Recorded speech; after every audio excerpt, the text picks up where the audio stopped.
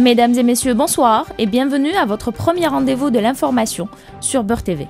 En voici les principaux titres. Le président du Conseil constitutionnel Mourad Meddelsi en visite à Vienne. Nouria Ben Ghebrit, ministre de l'Éducation nationale, expose ses priorités. La justice reporte au 18 mai le procès des 2 jeunes partisans de Baraket. En France, un sommet pour la lutte contre Boko Haram. Lors de la conférence nationale des directeurs de l'éducation animée ce matin, la ministre de l'Éducation Nouria Ben Ghebrit, nommée depuis une semaine à la tête du ministère de l'Éducation, a fait part de ce qu'elle considère comme des priorités dans ce secteur. Et là, nous vous avons donné la preuve que le seuil qui a été fixé cette année, le seuil qui a été fixé, a été la résultante d'un processus de consultation de la salle de classe à la direction centrale. La ministre a appelé les syndicats de l'éducation à s'investir avec elle, avec l'intérêt de l'élève, assurant que l'amélioration du secteur de l'éducation est un processus et non une décision. La seule conditionnalité, c'est l'intérêt de l'enfant. Et cet intérêt n'est pas négociable. يعني إصلاح هو صيرورة. إصلاح ماهوش نأخذ إجراء ونقول c'est une décision. C'est un processus. Elle a par ailleurs demandé aux partenaires sociaux de lui accorder davantage de temps afin d'entamer son programme. Le ministre des Affaires étrangères Ramtan Lamamra est attendu mardi à Bruxelles, en Belgique, pour prendre part à la 8e session du Conseil d'association Algéro-Union européenne. Il conduira la délégation algérienne et co-présidera les travaux de la session avec son homologue grec. Ce rendez-vous annuel de la plus haute instance sera l'occasion pour les deux partenaires de faire un état des lieux de la coopération de l'Algérie avec l'ensemble européen et d'examiner les voies et moyens de renforcement de l'intérêt commun des deux parties. Le protocole à l'accord d'association sur la participation de l'Algérie au programme de l'Union européenne relatif à la recherche et au développement ouvert aux pays partenaires du voisin de l'Algérie. Par ailleurs, la Mamra effectuera mardi prochain, dans le prolongement des interactions algéro-européennes, une visite aux Pays-Bas à l'invitation de son homologue Frank Timmermans, une occasion pour discuter de l'état et des perspectives de renforcement algéro-hollandaise, ainsi que l'échange du vu et d'analyse sur les questions internationales et d'intérêt commun. Le président du Conseil constitutionnel Mourad Meddelsi conduit une délégation du Conseil de la 6e réunion des cours constitutionnelles européennes organisée par la Cour constitutionnelle autrichienne du 12 au 14 mai prochain. Cette conférence a pour objectif principal d'examiner l'expérience et le progrès réalisés par la communauté internationale en matière de sécurité nucléaire et perspectives de coopération entre les États dans ce domaine. Meddelsi prononcera une allocution devant les participants et réitérera la position de l'Algérie pour les questions nucléaires. Il aura également en marge de cette conférence des entretiens avec certains de ses homologues avec lesquels il évoquera les questions bilatérales d'intérêt commun. Toute l'attention est tournée vers le 18 mai prochain au tribunal de Sidi Mohamed où seront jugés le Tunisien Mouez Ben Nasser et l'Algérien Mohamed Kadi, arrêtés le 16 avril dernier en marge d'une manifestation du mouvement Barakat contre le 4e mandat du président Abdelaziz Bouteflika. Accusés d'attroupement non armé portant atteinte à l'ordre public, les 2 jeunes sont en détention depuis à la prison de Serkadji à Alger.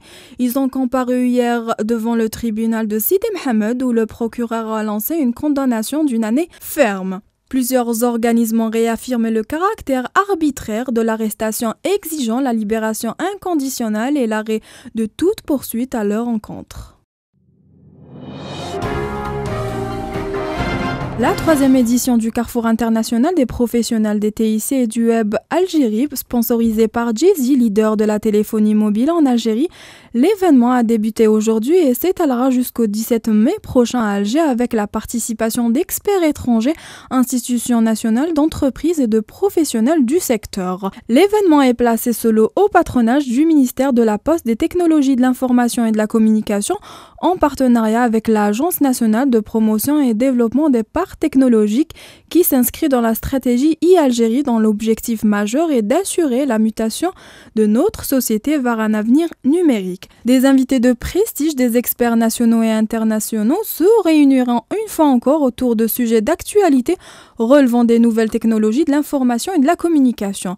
Pour sa part, le directeur général des impôts, Abdelrahman Raouia, a affirmé que sa direction réduira l'imposition automatique de taxes sur les institutions, ajoutant que la direction des impôts recevra 20% du montant de la transaction de l'opération téléphonique Djezzy.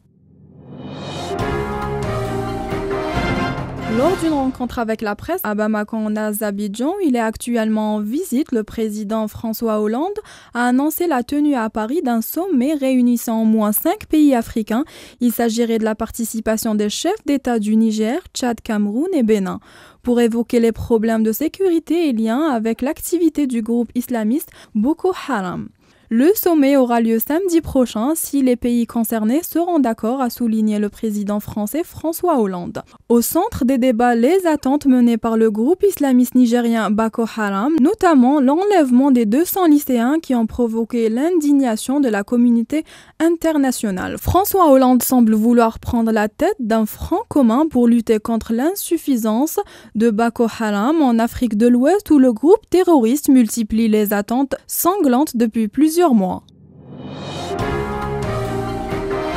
Le Premier ministre français Manuel Valls était hier l'invité du 20h de TF1. Il s'exprimait sur la crise ukrainienne, mais son intervention était évidemment consacrée aux élections européennes et à la politique économique fiscale française.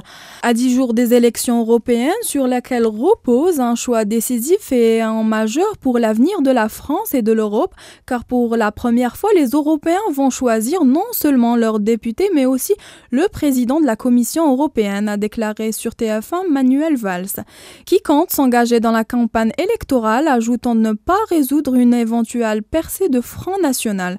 Concernant les impôts, le Premier ministre français a affirmé vouloir réduire l'impact de la hausse pour les bas revenus et la classe populaire, assurant que le gouvernement et sa majorité travaillent sur une mesure concernant les personnes qui gagnent autour du 1,1 à 1,3 fois le SMIC. Nous devons faire baisser cette pression fiscale, c'est l'engagement que je prends devant vous, a déclaré Manuel Valls. Il a par ailleurs abordé les tensions en Ukraine, soulignant qu'elle doit vivre son indépendance pleinement, ainsi que la Russie doit rappeler ses obligations, même si cela nécessite le renouvellement des sanctions.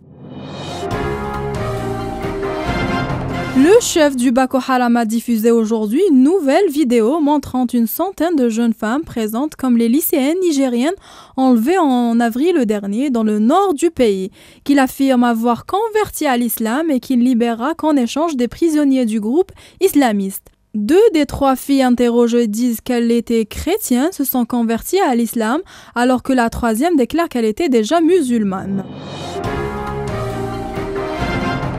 Les électeurs étaient amenés à voter hier un référendum séparatiste. Selon les organisateurs, le taux de participation a atteint les 74,87%. Les électeurs ont voté oui à 89% à l'indépendance dans la région de Donetsk. À l'opposé, seulement 10,19% étaient contre. De son côté, la Russie a annoncé aujourd'hui qu'elle respectait l'expression et la volonté des Ukrainiens. 6 membres présumés d'Al-Qaïda ont été tués aujourd'hui dans un raid de drone à l'est de Sanaa, la première attaque de ce type depuis le lancement d'une offensive d'envergure de forces yéménistes contre le réseau selon des sources tribales. Le drone a pris pour cible une voiture près du village d'El Hassoun. L'attaque a eu lieu dans une ferme et les 6 personnes se retrouvaient à côté de la voiture au moment du raid. Nous commençons nos brèves culturelles par la présentation dimanche du film de la fiction historique Fatma Nsoumer du réalisateur algérien Belkacem Hadjadj. 96 minutes consacrées à la figure populaire de la résistance kabyle durant les premières décennies de la colonisation française. Le film s'intéresse au destin exceptionnel de Fatma Nsoumer, comparé par l'actrice franco-libanaise Laetitia Ido. Le film a été tourné entièrement en langue kabyle. Fatma Nsoumer devra sortir en Algérie et en France au mois de septembre prochain. Cette œuvre théâtrale de différentes wilayas seront en liste à la 47e édition du Festival national du théâtre amateur de Mostaganem, qui abritera du 24 au 31 mai prochain par la maison de culture Ould Abdelrahman Kaki. Les œuvres théâtrales programmées pour ce festival ont été sélectionnées aux phases régionales tenues à Adrar, Al-Korea, Tizi Ouzou, Lagouat et Mostaganem du 20 avril au 10 mai. Sur un total de 50 œuvres, ils seront en liste notamment pour décrocher le grand prix d'une valeur de 5000 dinars. Toutes ces œuvres théâtrales à cette édition seront filmées avec la réalisation d'un film documentaire sur le parcours du festival d'une durée de 52 minutes.